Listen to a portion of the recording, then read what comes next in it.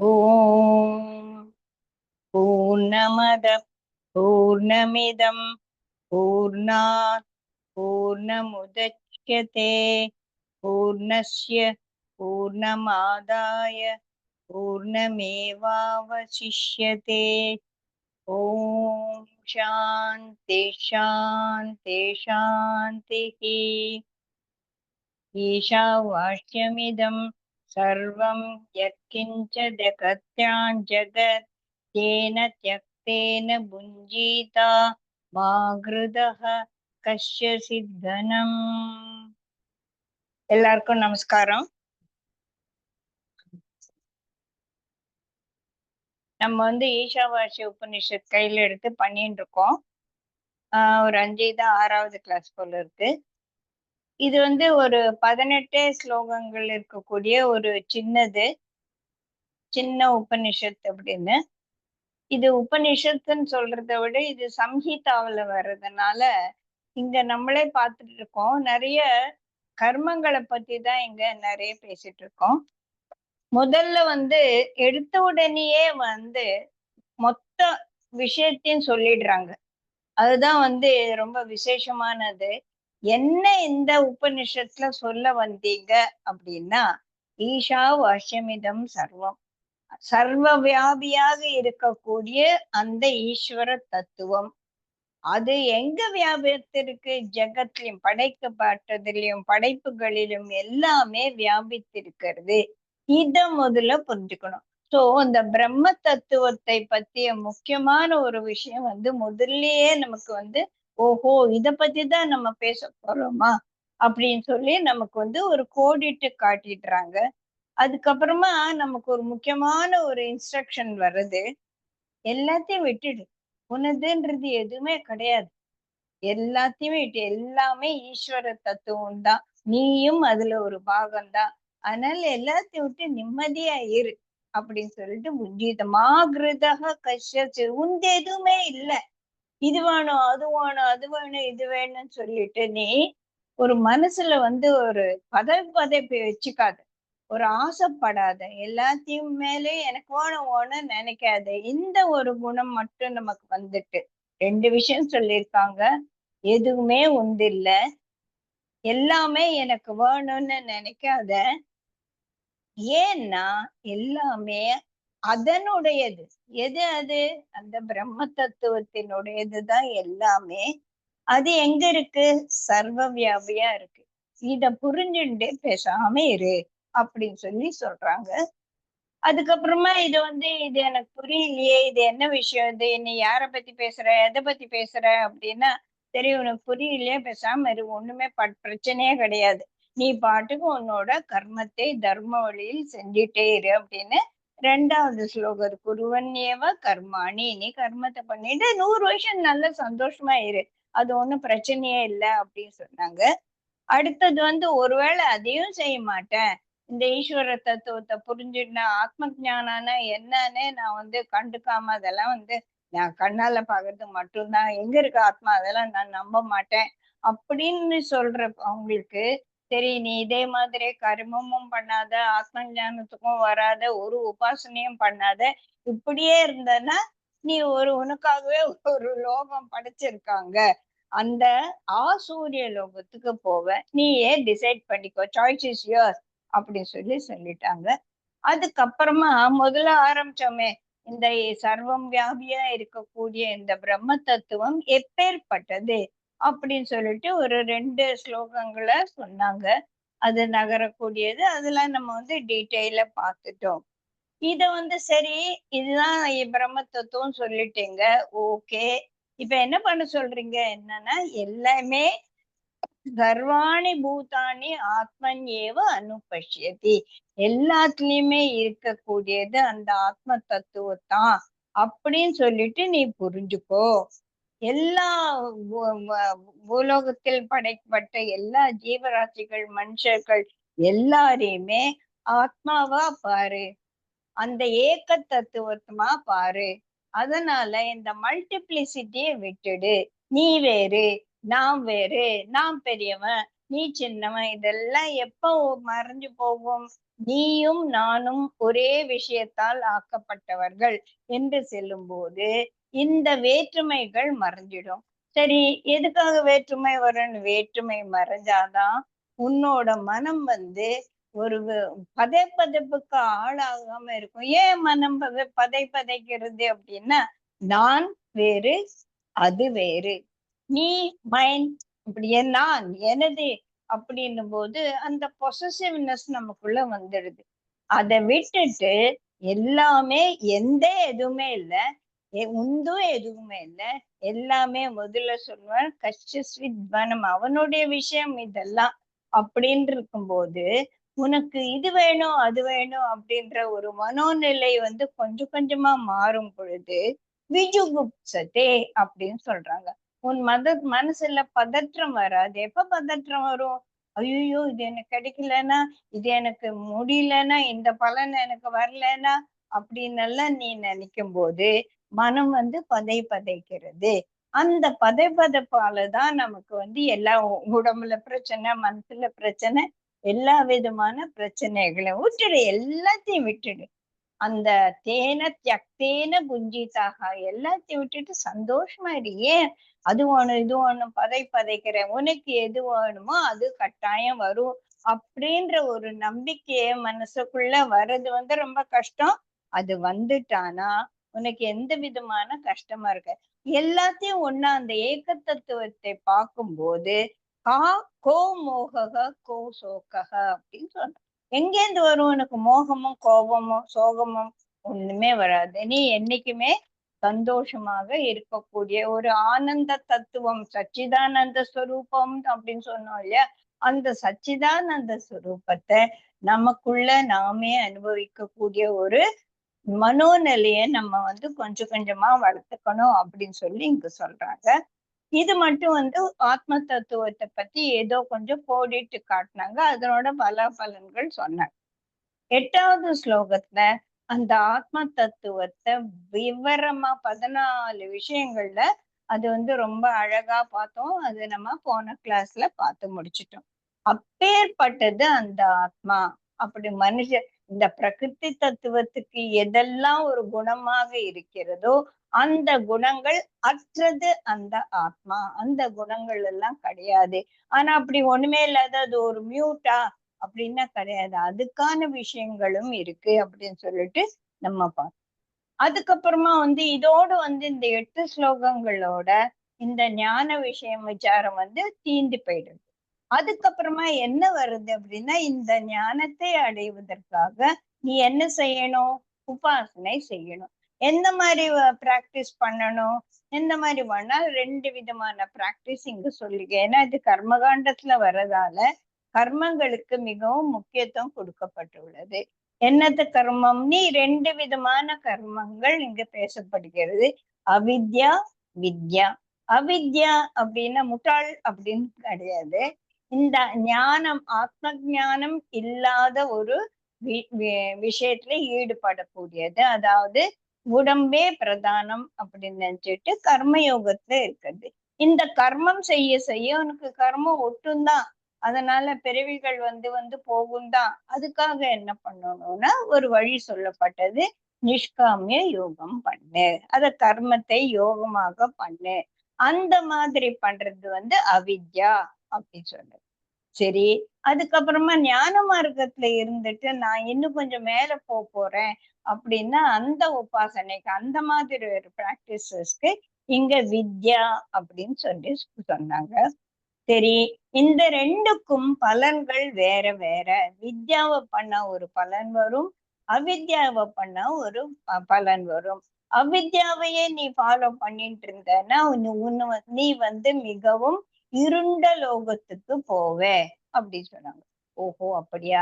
சரி, அப்ப ஞான யோகத்துல போனான்னா நான் படிச்சுட்டு இருப்பேன் அப்படின்னா கிடையாது. அதை விட நீ இன்னும் டார்க்கர் வேர்ல்டுக்கு போயிடுவேன். இது என்னடா வம்பா இருக்கு அப்படின்னு சொல்லிட்டு பார்த்தோம்.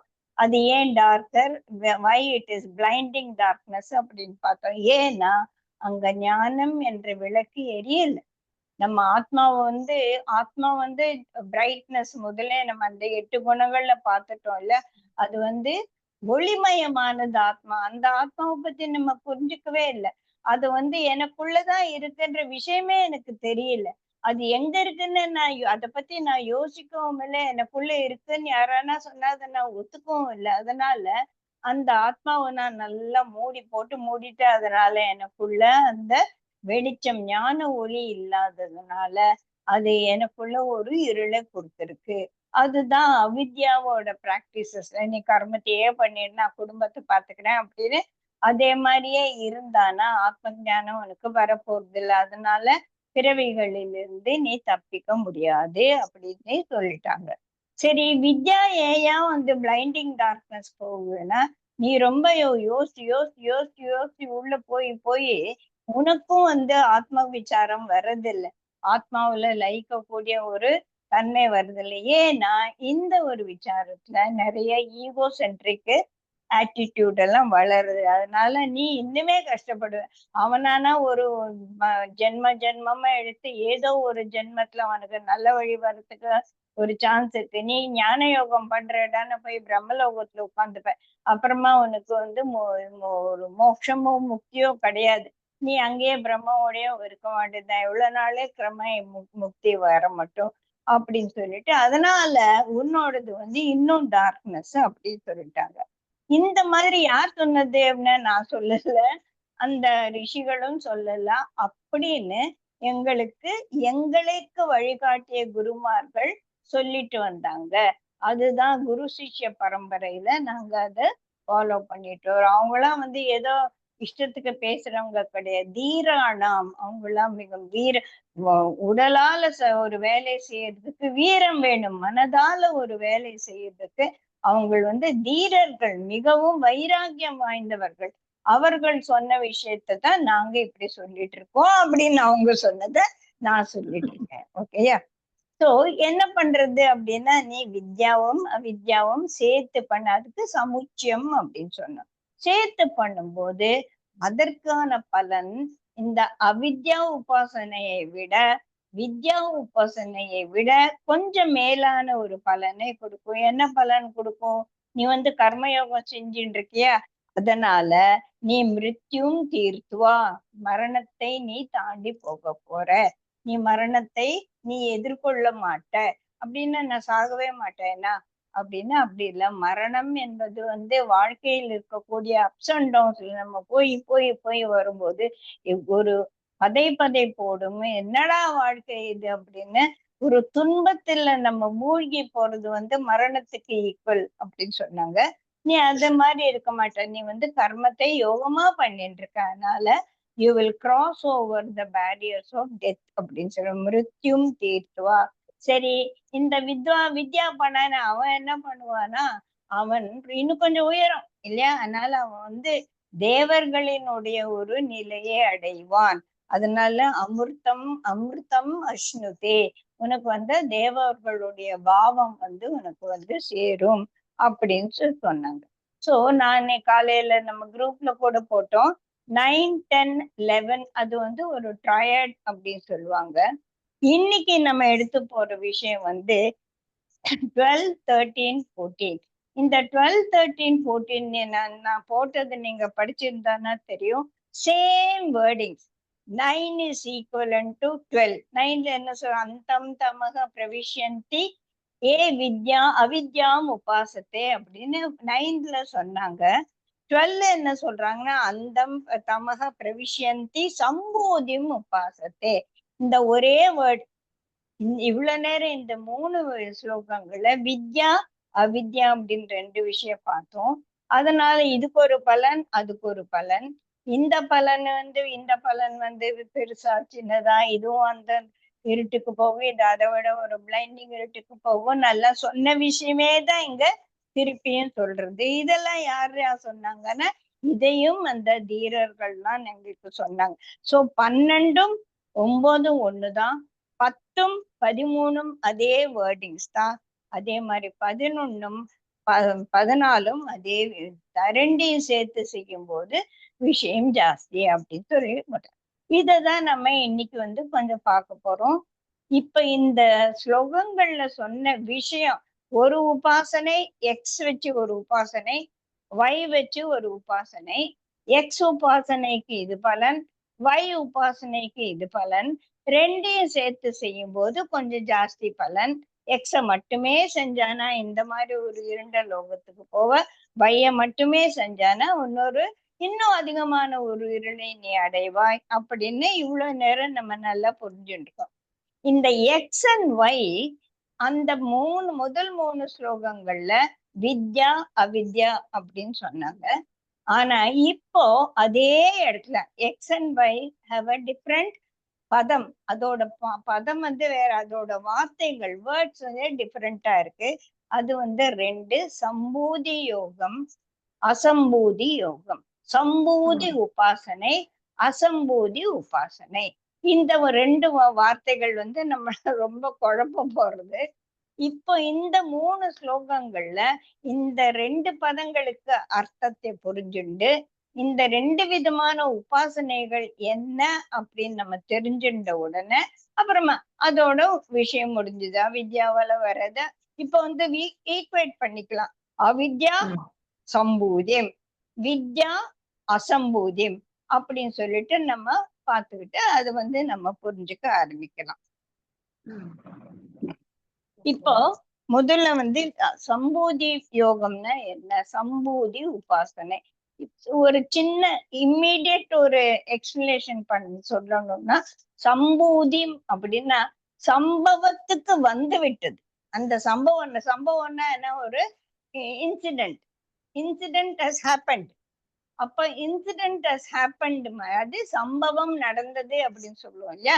சம்பூதியம் என்பது சம்பவத்துக்கு விட்டது. இங்கிலீஷ்ல சொல்லும் போது manifested, it has started manifesting.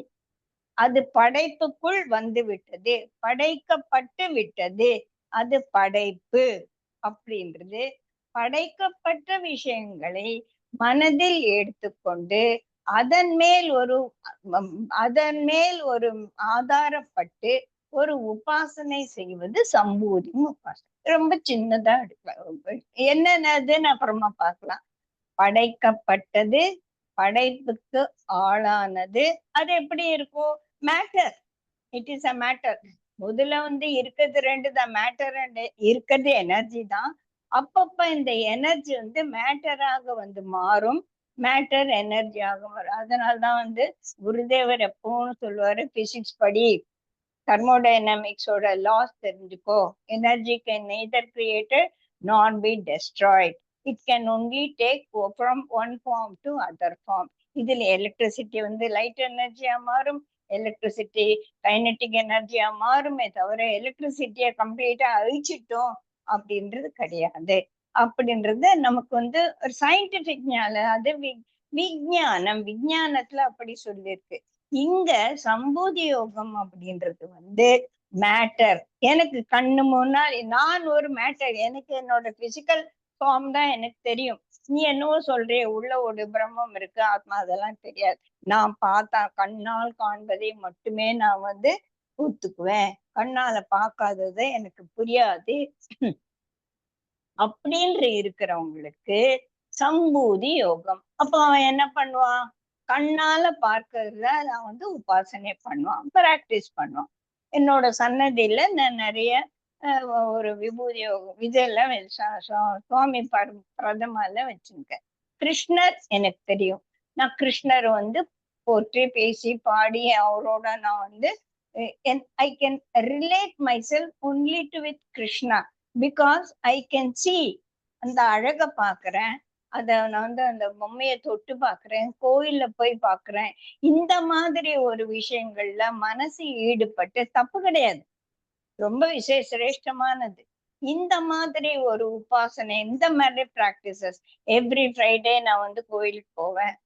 நான் காலையில எழுதானா 3 தடவை நான் விளக்கேத்தி நான் பூஜை பண்ணுவேன். பூஜை பண்ண எனக்கு ரொம்ப சந்தோஷமா இருக்கு, எனக்கு நிம்மதியா இருக்கு. எனக்கு எதனா பிரச்சனை வந்தா நான் உடனே நான் சன்னதிக்கு தான் ஓடுவேன். கிருஷ்ணா ஏன் இந்த மாதிரி பண்ணிட்டு இருக்கேன், I can talk to him, I can converse with him. இல்ல நான் குருஜி ஏன் இந்த மாதிரி இப்படி படுத்துற அப்படின்னு ஒரு குரு உபாசனைன்னு நான் பண்ணுவேன். எனக்கு 100% நம்பிக்கை இருக்கு எனக்கு. If I just talk to Gurudev, என்ன மனசுக்கு டாக்டர்னா I need not go and talk to, நீ எப்ப என்ன நினைக்கிறியோ நான் உனக்குள்ள வருவேன் அப்படின்னு குருஜி வந்து ப்ராமிஸ் பண்ணிருக்காரு. கிருஷ்ணரும் பகவத்கீதையில தானே என் கையை பிடிச்சுக்கோன, கிருஷ்ணர் கை எங்க இருக்கு அப்படின்னு நம்ம யோசிக்க மாட்டோம். அந்த கிருஷ்ணர் கிட்ட நம்ம வந்து ஒரு சரண அடைஞ்சிட்டானா எனக்கு பிரச்சனை வந்தா ஒரு அம்மா மாதிரி என்னை வந்து காப்பாத்துவான் அப்படின்ற ஒரு நம்பிக்கை எனக்கு. அந்த நம்பிக்கை வந்து எனக்கு இந்த மிருத்யுவை தீர்த்துவா அப்படின்னு சொல்றதுல இந்த மரணத்துக்கு ஈக்குவலாக இருக்கக்கூடிய இந்த பிறப்பு இருப்புகளில் இருந்து என்னை தாண்டி தாண்டி தாண்டி தாண்டி போக வைக்கும். கஷ்டங்கள் வந்துட்டே இருக்கு, ஒரு ஆள அதுக்கப்புறம் இன்னொரு ஆள அதுக்கப்புறம் இன்னொரு ஆள வந்துட்டே இருக்கு. இந்த அலைகள் என்னை அடித்துட்டு போயிடாம என்னை வந்து கால் பாவ வச்சு நிக்க வைக்கிறது என்னோட நம்பிக்கை. என்ன நம்பிக்கை?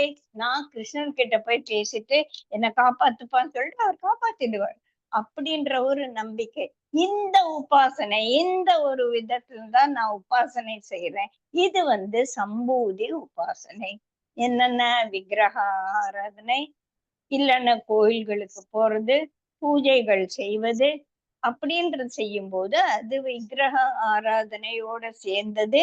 எனக்கு தெரிஞ்சதை நான் உபாசனை செய்வது வந்து சம்பூதியம் உபாசனை ஆச்சுங்களா. அப்ப இந்த அசம்பூதியம்னா என்ன? It is unmanifested state. இன்னும் அது வந்து ஒரு மேனிஃபெஸ்டேஷனுக்கு வரல, ஒரு சம்பவத்துக்கு வரல, அசம்பவமா இருக்காது. ஃபார் எக்ஸாம்பிள், என்னோட சின்ன துளசி விதை இருக்கு. அந்த துளசி விதையில ஒரு துளசி செடி இருக்கு இல்லையா? அந்த துளசி செடி அது தெரிஞ்சுட்டா தெரியல. அந்த துளசி செடி என்பது அந்த துளசி விதைக்குள்ள இன்னும் அன்மேனிஃபெஸ்டேட்ல இருக்கு. நிறைய விதைகள் எல்லாமே அன்மேனிஃபெஸ்டேட்டட் ஆஃப் தி பர்டிகுலர். அதுல இருந்து என்ன வரும்? இந்த விதையில இருந்து என்ன வரும்? இந்த செடியில என்ன பூ பூக்கும் எனக்கு தெரியாது. பூ பூத்த அப்புறமா தான் எனக்கு தெரியாது இல்லையா? இப்ப இது எப்பவுமே சொல்ல ஒரு எக்ஸாம்பிள் வந்து குயவனை பத்தி தான் நம்ம சொல்லுவோம். குயவன் வந்து ஒரு மண்ணை எடுத்துட்டு இருக்கான். அந்த மண்ணை பார்க்கும்போது எனக்கு அது மண்ணா தெரியாது. அவனுக்கு அந்த மண்ணுக்குள்ள ஒரு குதிரை பொம்மை, ஒரு யானை பொம்மை, ஒரு குடம், ஒரு தட்டி எல்லாம் தெரியாது. இப்ப அவன் அந்த குதிரை பெரிய ஒரு குதிரை பொம்மை பண்ணணும் அப்படின்னு அந்த குதிரை வந்து அவன் மனசுல தோன்றிடுச்சு. It's already there in his mind. ஏன்பா குயவனையும் மண்ணையும் விட்டுடுப்பா, நான் ஒரு பிரியாணி பண்ணணும்னாலும் என்னோட the procedure is already happened in my mind. எனக்கு தெரியாததை நான் என்ன எப்படி பண்ண முடியும்? அந்த மாதிரி அந்த குயவன் மனதுல அந்த குதிரை பொம்மை என்பது அன்மேனிஃபெஸ்டட் ஸ்டேட்ல இருக்கு. அது இன்னும் ஒரு பிரகிருத்தியா பார்க்கக்கூடிய பொருளாக ஆகல. அந்த மாதிரி விஷயங்கள். அதுக்குதான் வந்து இரண்ய கர்ப்பன் அப்படின்னு சொல்லுவான். பகவான் பிரம்மம் வந்து முதல்ல படைப்பு தொழில ஆரம்பிக்கும் போது ஒரு இரண்ய கர்ப்பனை முதல் ஃபர்ஸ்ட் கிரியேட்டட் வந்து இரண்ய கர்ப்பன். அந்த இரண்ய கர்ப்பனுக்கு ஏன் அந்த இரண்ய கர்ப்பன் அப்படி சொன்னா, கர்ப்பத்திலிருந்து நிறைய ஜீவராசிகள் வரும் இல்லையா? இந்த இரண்ய கர்ப்பன் காஸ்மிக் எக் அப்படின்னு சொல்லுவாங்க. அதுல படைப்பு ஃபுல்லி இருக்கு. படைப்பு இன்னும் படைக்கப்படவில்லை. படைப்பு என்பது இந்த இரண்ய கர்ப்பத்தில் அன்மேனிஃபெஸ்டட் ஸ்டேட்டா இருக்கு. அந்த மாதிரி ஒரு பிரகிருதி உபாசனை செய்வது வந்து அசம்பூதி உபாசனை. புரியுதுங்களா? இப்ப வந்து கொஞ்சம் இப்ப சம்பூதி ஏதோ புரியுது, அசம்பூதி உபாசனை வந்து கொஞ்சம் நமக்கு புரிய மாட்டேங்கிறது.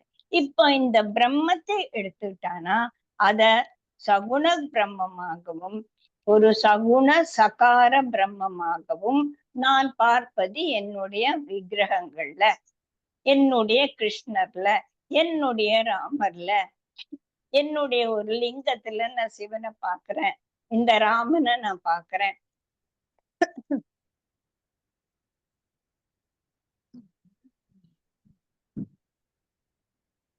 சோ அந்த எனர்ஜி ஸ்டேட்ல இருக்கிறத நான் மேட்டரா பாக்குறேன்.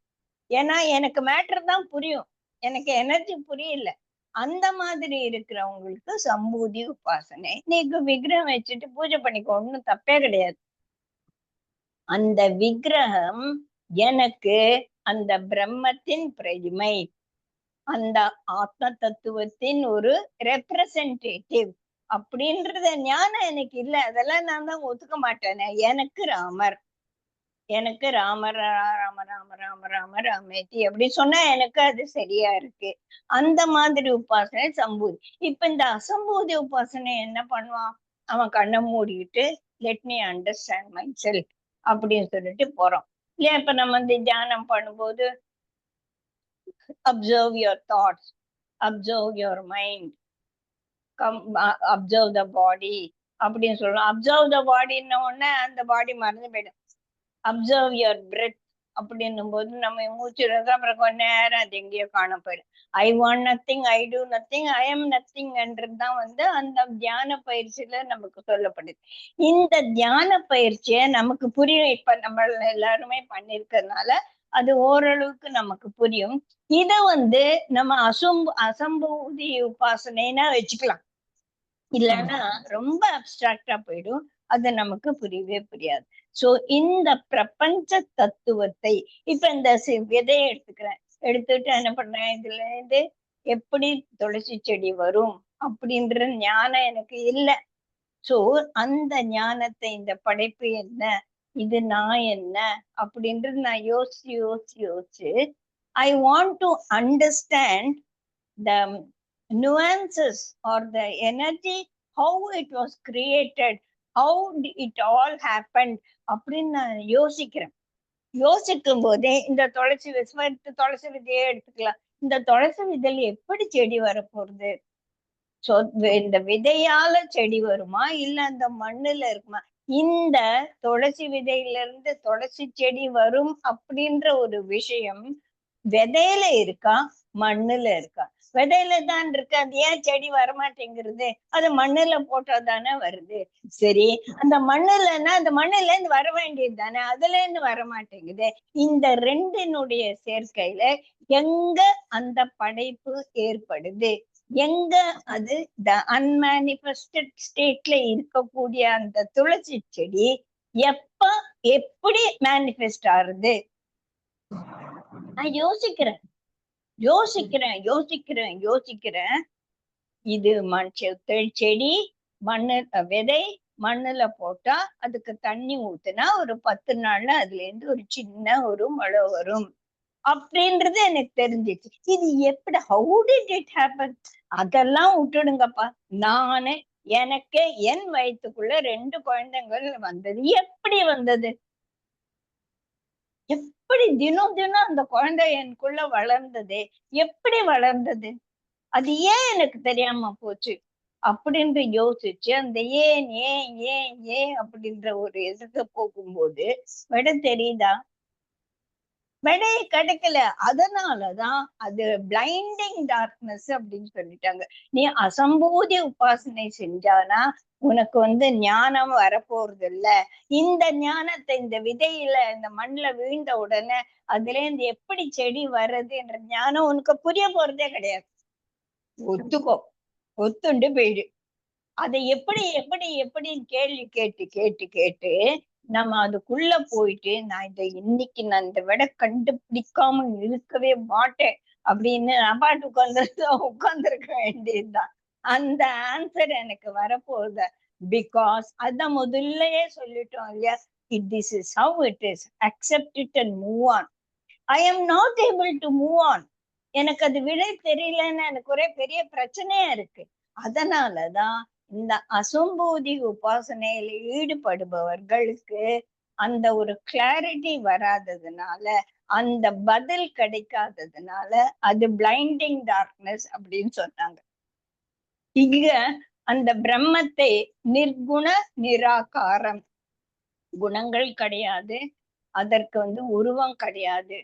எனக்கு உருவமும் இல்லை குணமும் இல்லைன்னா it is so difficult for this cognitive mind to capture it in my mind. அது வர மாட்டேங்கிறது. அதனாலதான் இந்த அசம்பூதி உபாசனை செய்பவர்கள் மிகவும் வைராகியம் நிறைய வேண்டி இருக்கு. அந்த வைராகியத்தோடு உட்கார்ந்து நம்ம சொல்லுவோம் இல்லையா? இந்த விஸ்வாமித்திர எல்லாம் வருஷ கணக்குல ராவணர் ஒத்த கால 12 வருஷம் நின்று இருந்தார். அந்த மாதிரி எல்லாம் ரொம்ப கஷ்டப்பட வேண்டி இருக்கு. சாப்பாடு இல்லாம ஒண்ணு இல்லாம உடல் மெலிஞ்சு இந்த மாதிரி எல்லாம் கஷ்டப்பட்டு கடைசியில என்ன கிடைச்சது அப்படின்னா ஏதோ ஒரு பலன் கிடைச்சதே தவிர அவனுக்கு அந்த ஆத்மா அனுபூதி, அந்த ஆத்மாவை பற்றிய ஒரு ஞானம் வரவே இல்லை. அதனால இது டார்க்னஸ் அப்படின்னு சொன்னாங்க. இப்ப இந்த பிரம்மத்தை முதல ஈஷாவாசமிதம் சர்வம் ஜெகத்யான் ஜெகன் எல்லாம் சொல்லிட்டோம். அது ஒரு மாதிரியா புரியறது வேற, அதை நான் உணர்றது வேற. புரியுது, எல்லாமே புரியுது. ஆனா அந்த உணர்வுன்னு வரும்போது அந்த உணர்வு வரமாட்டேங்கிறது இல்லையா? அதனாலதான் பக்தி யோகம் ரொம்ப ஈஸியா எல்லாத்தையும் தூக்கி போடு, நீ கர்மம் செஞ்சிடு, பேசாம பகவானே என்ன நீ பாத்துக்கோ அப்படின்னு சரணாகதி. அதனாலதான் ஈஸி. அதனாலதான் சொன்னாங்க சத்தியலோகத்துல நம்ம போன கிளாஸ்ல சொன்னேன் இல்லையா, சத்தியலோகத்துல எல்லாமே பியோர் சோல்ஸ். அங்க இன்னும் அந்த அசுர குணம் உள்ள வரவே இல்லை. அந்த அசுர குணம் வராததுனால ஒண்ணும் பிரச்சனை இல்லை, எனக்கு எதிர்ப்பே கிடையாது. நான் பாட்டு நினைச்சா போயிட்டே இருக்கலாம். There is no barricade for me for proceeding into whatever I want to do. ஆனால் அந்த அசுர சக்தியே இருக்கல. அப்புறமா திரேதா யுகால ஒரு டார்க்கர் வேர்ல்டு, பூலோகம், ஒரு பாதாள லோகம், நீ எல்லாம் போய் அங்க இரு, நீங்களாம் இங்க இருங்க அப்படின்னு பிரிச்சு வச்சாங்க. ஆனா துவாபர யுகம் வரும்போது பிரிக்கவே முடியல, ஒரே குடும்பத்துக்கு வந்துட்டாங்க.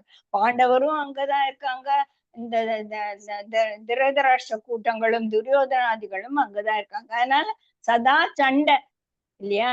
அதனா கூட பரவாயில்ல. இப்போ ஒரு மனிதனுக்குள்ளேயே ஒரு அசுர குணமும் ஒரு சத்துவ குணமும் உள்ளேயே சண்டை நடந்துகிட்டே இருக்கு எப்ப பார்த்தாலும். அதனாலதான் 12வது நூற்றாண்டில ராமானுஜரும் இவரு சங்கராச்சாரியாரையும் பக்தி மார்க்கத்தை கொண்டு வந்தாங்க. நீ இதெல்லாம் பண்ணாத, உன்னால அதெல்லாம் முடியவே முடியாது. நீ உட்கார்ந்து நான் விஸ்வாமித்திர மாதிரி 12 வருஷம் தவம் பண்ண முடியும், 12 நிமிஷம் உட்கார முடியறது இல்லை இல்லையா? அந்த மாதிரி இருக்கும்போது இந்த கலியுகத்துல டிஸ்ட்ராக்ஷன்ஸ் ஆர் வெரி மெனி. அதெல்லாம் விட்டுடு, நீ என்கிட்ட கிருஷ்ணர் அதையும் சொல்லிட்ட, நீ என் கைய பிடிச்சுக்கோ, நான் உன்னை கை விடவே மாட்டேன், நீ என் மேல என்னை சார்ந்து இரு.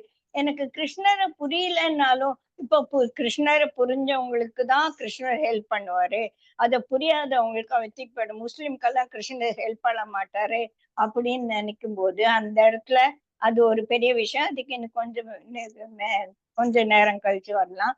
அப்போ அப்படி கிடையாது.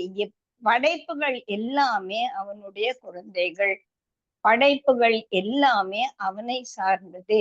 அதனால எப்படி ஒரு அம்மாவுக்கு 10 குழந்தைங்க இருந்தாலும் எல்லார் மேலேயும் அவன் கவனம் இருக்குமோ, அந்த மாதிரி அண்ட சராச்சரத்தில் இருக்கக்கூடிய எல்லாவற்றின் மேலும் அந்த பிரம்மத்துக்கு ஒரு பார்வை உண்டு. அப்ப இந்த நிர்குணம் சொல்லிட்டு அவருக்கு எப்படி இந்த குணம் ஒரு நிர்குணம் அப்படின்னு சொன்னாலும், அங்க நான் முதலே ஒரு கிளாஸ்ல சொல்லிருக்கேன், இங்க குணம் அப்படின்னு சொல்லுவது சத்துவ ரஜஸ் தமஸ் குணங்கள் தான். இந்த குணங்கள் தான் இல்லையா, அவனுக்கு குணமே நிர்குணம் தான் ஒத்துக்கிறோம். ஆனாலும் அந்த அன்பு, கருணை, அந்த காருண்யம் எல்லாம் இருக்கிறவன் தான் அந்த பிரம்மன். இல்லைன்னா இந்த பூமியை படைச்சு அதுல உன் கால் நிக்கிற மாதிரி அதுக்கே ஒரு கிராவிடேஷனல் புல்ல கொடுத்தான். பூமிய காத்து மாதிரி பறந்திருக்க வேண்டியது தானே. ஐயோ, இந்த படைக்கப்பட்ட இந்த ஜீவராசிகள் நடக்கணுமே, அவங்க இருக்கணுமே, பறந்துட்டே இருந்தா எப்படி? சுனிதா வில்லியம்ஸ் மாதிரி இல்லையா?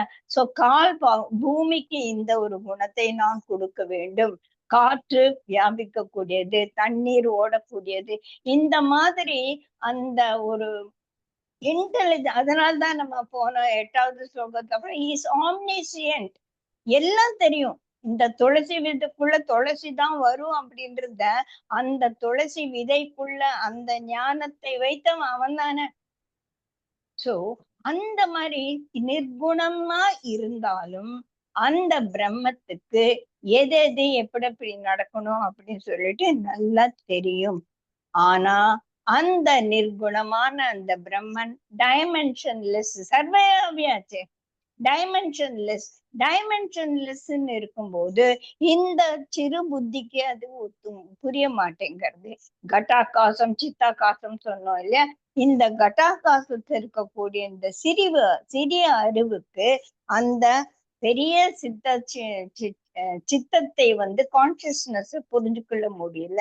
அதனாலதான் இந்த மாதிரி ஒரு ராமர் பொம்மை, ஒரு கிருஷ்ணர் பொம்மை, ஒரு குரு, எனக்கு ஒரு ஆச்சாரியன், எனக்கு ஒரு குரு, உனக்கு ஒரு குரு அப்படின்னு எல்லாம் வச்சுட்டு எதையோ முடிச்சிட்டு நம்ம ஒரு ஊன்றுகோலை வச்சுட்டு நடக்கிற மாதிரி இது மேல நம்ம ஆதாரப்பட்டு போயிட்டு இருக்கோம். அதனால இந்த சகுன சகார உபாசனை எளிதாக செய்யக்கூடியது, எல்லாருமே செய்யலாம். ஆனா அது ஒரு பெரிய டார்க்கர் லோகத்துக்கு எடுத்துட்டு போகும் சொல்லிட்டே அப்படின்னா, இந்த சகுன உபாசனை பண்ணும்போது கூட இது நமக்கு ஆத்ம ஞானத்தை கொடுக்கல.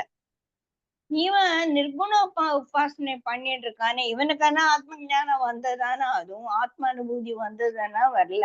இப்ப என்னடா பண்றது அப்படின்னா, அந்த முந்தைய சொன்ன மாதிரி சமுச்சயம், சிந்தசிஸ்,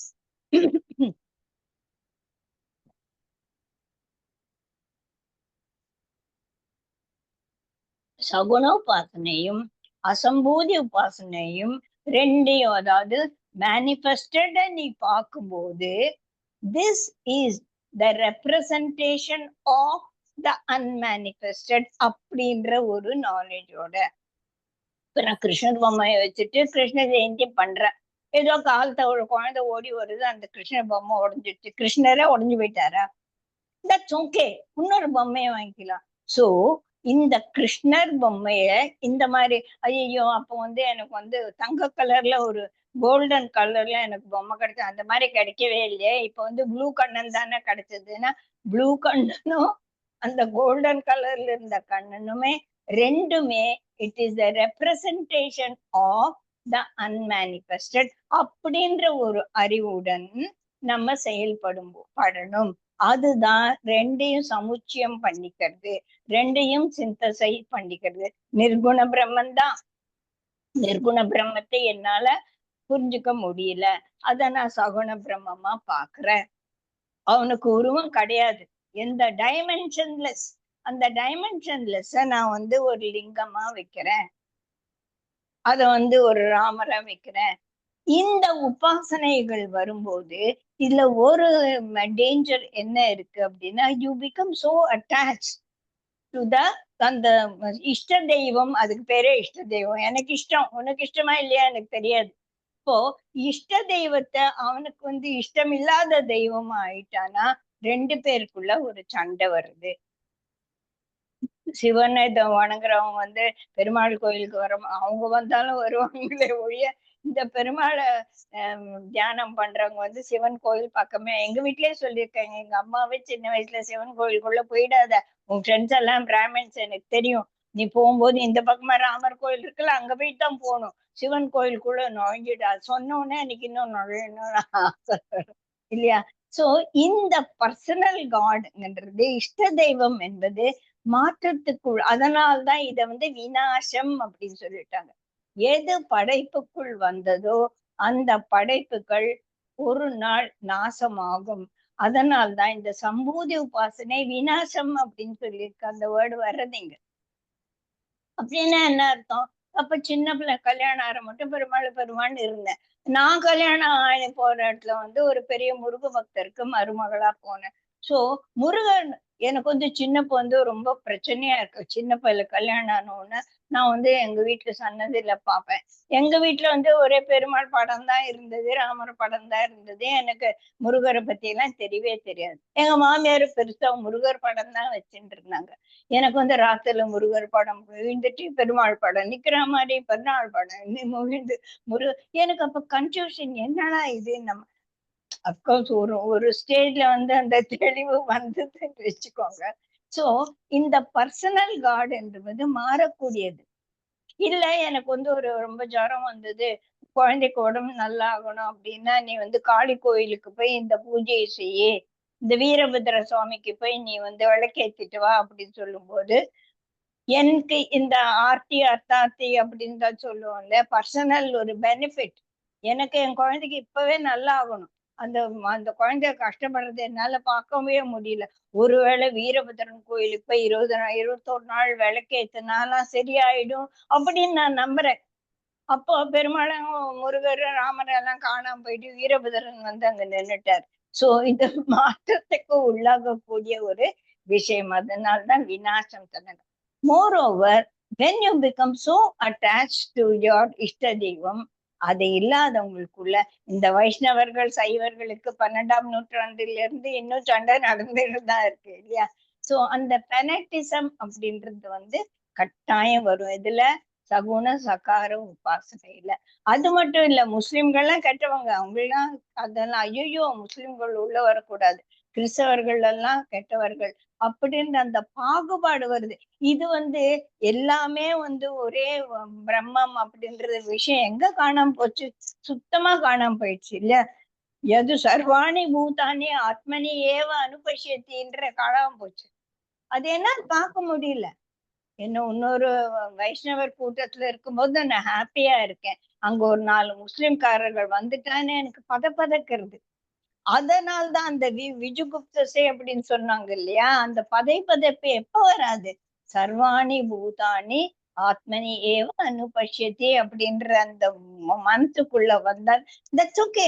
ஐ லைக் கிருஷ்ணா, நான் கிருஷ்ணரை பூஜை பண்றேன், அதனால நீ சிவன் பூஜை பண்றது தப்பு, காளி கோயிலுக்கு போறது தப்பு, முஸ்லிம்களோட பேசக்கூடாது, கிறிஸ்தவர்கள், நான்லாம் சின்ன வந்து சர்ச்சுக்கு கூட போவேன், எங்க அம்மாக்கள்ல திட்டு வாங்கிட்டேன். அதே மாதிரிதான் இந்த ஒரு பாகுபாடு பெனாட்டிசத்தை உண்டு பண்றது.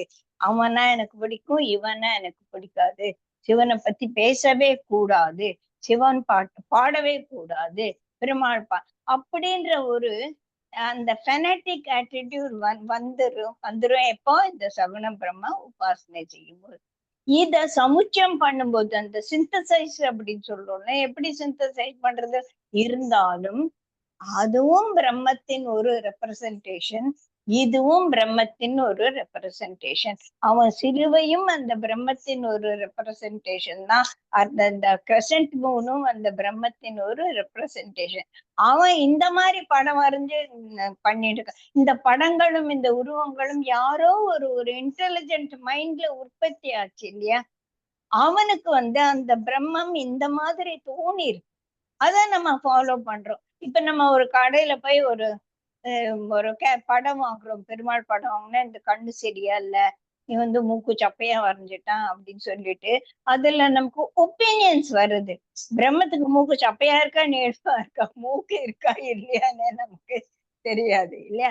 அதே திருப்பதி போனா ஆஹா பெருமாள் இவ்வளவு திவ்யமா இருக்கார் அப்படின்னு மனசு வந்து அந்த அழகால ஈர்க்கப்படுறது, அந்த குண விசேஷங்களால ஈர்க்கப்படுது. ஏன்னா நான் குணமயி. கிருஷ்ணன் சொல்லிட்டார் இல்லையா, ஜீவராசிகள் எல்லாமே முக்குணங்களுக்கு அடங்கியதுதான், குணமயான மயமான இந்த உலகம். இந்த குணங்கள் தான் எனக்கு பிடிச்சிருக்கு. பெருமாள் கிட்ட கிருஷ்ணர் கிட்ட போனா அவர் இவ்வளோண்டு குட்டி கைய வச்சுன்னு அவர் நிக்கிறது பார்த்து எனக்கு அப்படியே மனசு உருகிறது. நான் கண்ண மூடின்ற நிர்குண உபாசனையில எங்க மனசு உருகிறது இல்லையா? அதனாலதான் இந்த அன்பும் பாசமும் சேர்த்துக்கு வரும்போது நான் ஒரு சென்டென்ஸ் படிச்சேன், இது ரொம்ப நல்லா இருந்தது. எந்த ஒரு ஆத்மாவால அந்த ராதையோட அன்பை புரிஞ்சுக்க முடியறதோ அந்த மனதுதான் பார்த்த சாரதியாகவும் வேலை செய்யும் அப்படின்றது. அந்த அந்த ஒரு சென்டென்ஸ் வந்து எனக்கு ரொம்ப பெரிய தாக்கத்தை கொடுத்தது. கிருஷ்ணரு ராதையோட ஒரு அன்புக்கு உருகி உருகி போயிட்டாரு, கலந்துட்டாரு. அந்த ஒரு என்ன சொல்றது, அந்த softness of the mind, the sensitivity of the mind becomes valorous when he sits on the தேர்தட்டுல உட்கார்ந்த உடனே அந்த வேலர் வர்றது எப்படி எப்படி பண்ணணும், அந்த ஒரு ஞானமும் அந்த ஒரு புத்திசாலித்தனமும் அந்த ஒரு செயல்பாடுகளில் ஈடுபடக்கூடிய ஒரு மனமும் எப்ப வரும்? என் மனது சாஃப்டாக இருக்கணும், என் மனதுக்கு அந்த இமோஷன்ஸ் எல்லாம் புரியணும். அந்த ராதையோட அன்பை என்னால அனுபவிக்க முடியும் போதுதான், அந்த அன்பில் நான் கரையும் போதுதான், அந்த அன்பு எனக்கு அப்படியே எனக்குள்ள இறங்கும் போதுதான் என்னுடைய மனதும் என்னுடைய ஜீவனும் என்னுடைய ஆத்மாவும் பரிசுத்தம் அடைந்து பளிச்சுன்னு ஆகும் போதுதான் தேர்தட்டுல உட்கார்ந்து என்ன அந்த தேரையும் செலுத்த முடியும். அந்த தேர் செலுத்தி அந்த ஒரு பெரிய போர்க்களத்துல தேரை ஓட்டி அந்த அர்ஜுனனுக்கு ஒரு வெற்றியை தேடி தர்றது எவ்வளவு பெரிய விஷயம். கிருஷ்ணர் இல்லாட்டா ஒண்ணுமே கிடையாது, எல்லாம் தோத்து போயிருப்பாங்க இல்லையா. அந்த தேர் தட்டுல உட்கார்ந்து இந்த ஒரு பெரிய விஷயத்தை செய்வதற்கு முன்னால செய்ய முடிஞ்சது அப்படின்னா அந்த ராதையோட அன்புல கரைஞ்சு போன மனசு அது. அங்க ஈகோ சுத்தமா கரைஞ்சிடுச்சு. எப்படி ராதையோட கலந்த ராதைன்றது இட் இஸ் ஜஸ்ட் ரெப்ரசன்டேஷன். அதுல நம்ம ராதையா ருக்மணியா சத்யபாமாவானால நம்ம ஒரு குழப்பத்துக்கு போக வேண்டாம் இல்லையா. சோ எந்த ஒரு மனது அந்த உருகுதோ, இப்ப நான் கிருஷ்ணர் ஒரு எங்க ஹஸ்பண்ட் பாட்டு பாடினா கொஞ்ச நேரம் கண்ணை மூடிண்டானா அப்படியே மனசு லைக்கர். அந்த லைக்கும் போது ஏதோ ஒரு தடை அந்த பாட்டு நின்றுடுச்சுன்னா தட் இஸ் ஓகே. அதுக்காக நான் உட்கார்ந்து அழமாட்டேன், எவன்டா இவன் இந்த நேரத்துல உசுர் எடுத்தான்னு சொல்ல மாட்டேன். அந்த மாதிரி ஒரு மனசு. ஏன்? எனக்கு தெரியும், I have the greatest knowledge of this figure is a representation of the Brahman அப்படின்றது எனக்கு தெரிஞ்சதாலதான் என்னால இந்த படம் கீழே உடஞ்சிடுச்சுன்னு வச்சுக்கோங்களேன், that is okay. I will take another படம், ஐ வில் டேக் அனதர். இந்த பொம்மை உடஞ்சிடுச்சு, நான் போய் வேற பொம்மை. எந்த பொம்மை எடுத்தாலும் அதற்குள்ள அந்த சகுண பிரம்மத்தை பார்க்கக்கூடிய ஒரு மனது எனக்கு இருக்கு. இந்த மனதுதான் அந்த சகுண பிரம்மத்தை பார்க்கும். அந்த சகுண பிரம்ம உபாசனை பண்ணும்போது அது நிர்குண பிரம்மம், அது நிராகாரம் என்பதையும் என்னால புரிஞ்சுக்க முடியும். இதுதான் சமுச்சியம். இந்த சகுண பிரம்ம உபாசனை இப்ப சம்பூதி உபாசனை பண்ணும்போது இது நிர்குண நிராகார். So the best way is நிர்குண நிராகாரத்தை நிர்குண சகாரமாக, சகுண சகாரம் உருவமும் நேம் அண்ட் ஃபார்ம் இருக்கு. எதுக்கு நேம் அண்ட் ஃபார்ம் கொடுத்த? நேம்லெஸ் ஃபார்ம்லெஸ்க்கு நேம் அண்ட் ஃபார்ம் கொடுத்தேன். ஸோ இந்த ஃபார்ம்குள்ள இருக்கிறது அந்த ஃபார்ம்லெஸ், இந்த குணங்களுக்குள் இருக்கிறது அந்த குணாதீதன் அப்படின்ற ஒரு கான்ஸ்டன்டா அந்த பேக்ரவுண்ட்ல. இஃப் ஐ டூ சம்பூதி உபாசனை இட் இஸ் ஈக்குவலன்ட் டு அசம்பூதி உபாசனை. அப்ப அந்த ரெண்டோட பலன் என்ன பலன்? சம்பூதி உபாசனை செய்யும் போது உனக்கு மனசு சாந்தியா இருக்குதா, உனக்கு சந்தோஷமா இருக்குதா, சத்யநாராயண பூஜையில உட்கார்ந்தா நல்லா இருக்குதா, ருத்ரம் கேட்கும் போது சூப்பரா இருக்கா. இதனால அந்த மரணத்தை, மரண பயம் என்பதை நான் கடந்து அந்த மிருத்யும் தீர்த்துவா அந்த இது வந்துட்டா. அதுக்கப்புறமா நான் இது நிர்குண பிரம்மம் தான் அப்படின்ற இருக்கும்போது தேவர்களுடைய ஒரு பாவத்தை நான் அடைகிறேன். அதனால அமிர்தம் அஷ்ணுதே.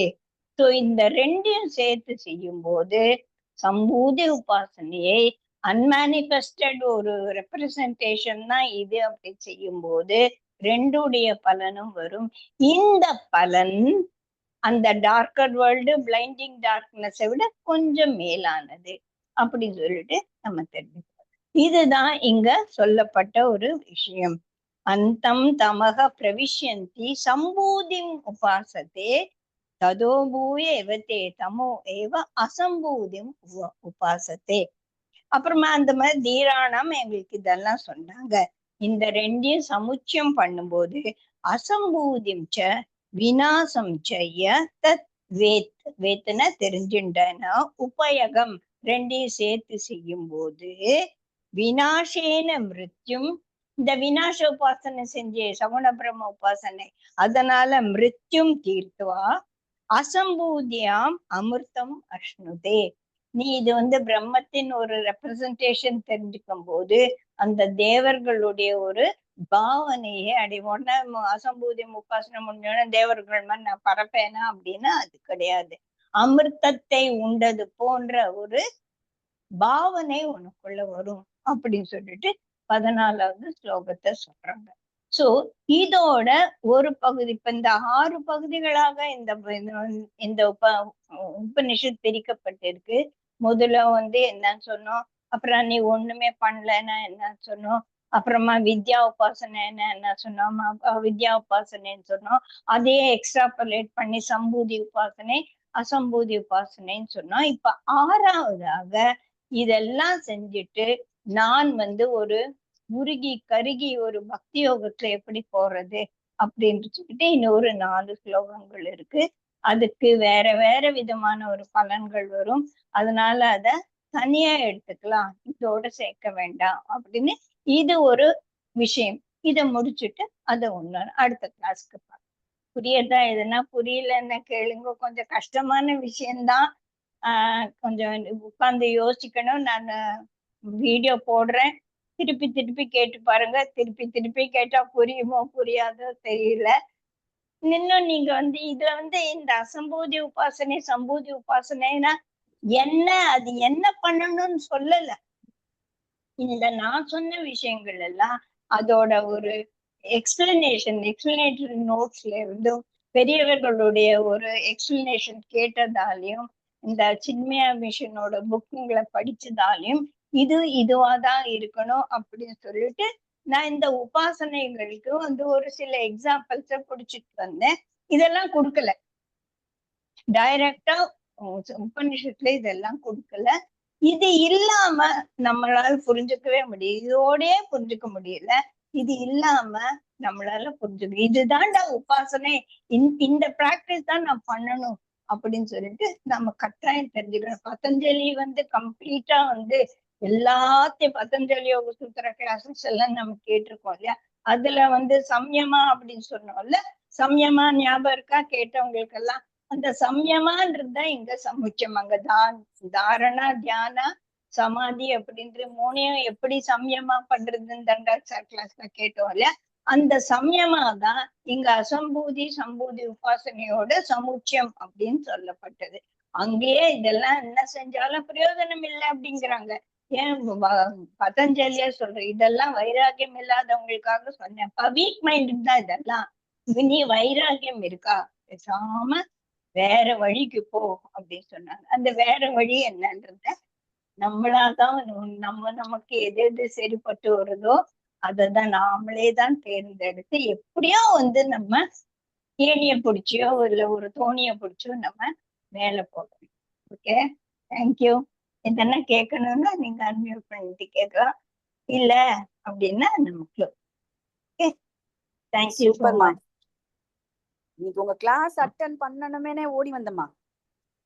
ரொம்ப சாரிமா, இந்த 12:30க்கு 8:30க்கு ரொம்ப கஷ்டம். புரியாதான்னு நினைச்சேம்மா. ஆனா சூப்பரா இருந்துச்சுமா. எங்கேயோ கேட்ட மாதிரியே இருந்துச்சுமா. எங்கேயோ இது அதான் லக்ஷ்மி கிளாஸ் முன்னால சொல்லிட்டு இருந்தாங்க. நீங்களும் அப்பாவும் எடுத்த கிளாஸ்ல எல்லாத்தையுமே கவர் பண்ணதால திருப்பி திருப்பி படிச்ச எல்லா விஷயமே அங்கே வந்துருச்சு அப்படின்னு. தேங்க்யூ. புரியாதான்னு நினைச்சிட்டே வந்தேன். நல்லா இருந்துச்சுமா. பசியே எனக்கு பசியில